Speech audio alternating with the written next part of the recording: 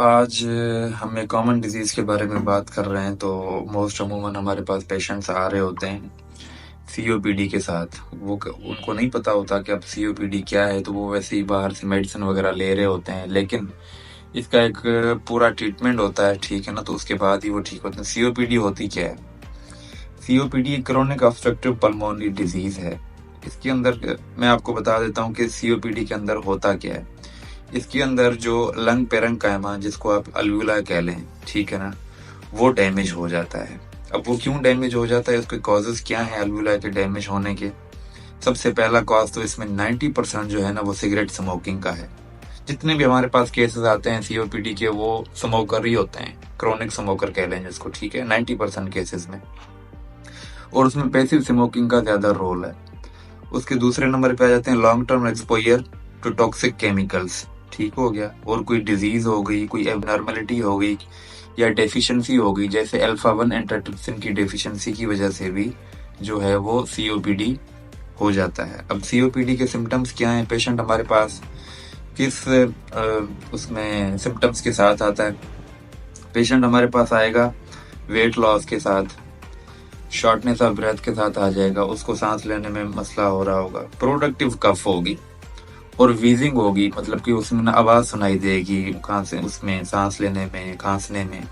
और weight loss तो होगा ही होगा। और बैरल चेस्ट आएगी। बैरल चेस्ट का मतलब है कि जब आप उसका एक्सरे करवा लोगे, तो एक्सरे पे मैं आपको सही से समझा सकता हूँ, लेकिन बैरल चेस्ट आएगी। और पेशेंट ये कंप्लेन करेगा कि लिमिटेड जो है ना वो फिजिकल एक्टिविटी है उसकी, मतलब ज्यादा कोई काम वगैरह नहीं कर पा रहा होता है, ठीक हो गया। तो उसके बाद हम ट्रीटमेंट पे आ जाते हैं कि ट्रीट कैसे किया जाए सीओपीडी को। पता लग गया आपको कि सीओपीडी में होता क्या है? क्रोनिक ऑब्स्ट्रक्टिव पल्मोनरी डिजीज है। इसके अंदर अल्वुला जो है वो डैमेज हो जाते हैं। अल्वुला को डैमेज कौन करता है? इसके कॉजेज क्या हैं?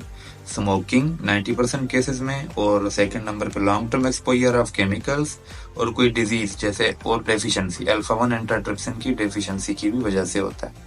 पेशेंट हमारे पास आएगा, shortness of breath, productive cough होगी, वीज होगी, वेट लॉस तो होगा, और बैरल चेस्ट होगी, ठीक है। तो अब आ जाते हैं ट्रीटमेंट की तरफ, जो कि रिस्क फैक्टर्स को हमने कम करना होता है। सबसे पहले तो जो रिस्क हैं, फॉर एग्जांपल कोई सिगरेट पी रहा है तो उसको कहेंगे सिगरेट छोड़ दें, स्मोकिंग बंद कर दें, या केमिकल्स का एक्सपोजर ज्यादा कर रहा है तो उसको कम कर दें, ठीक हो गया। सबसे पहले तो डिक्रीज रिस्क फैक्टर्स। फिर आ जाते हैं मेडिकेशंस की तरफ।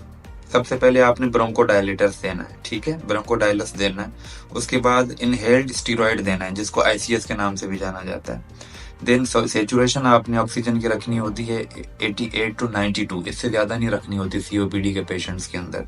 तो आपने ऑक्सीजन थेरेपी भी देनी है, ठीक है।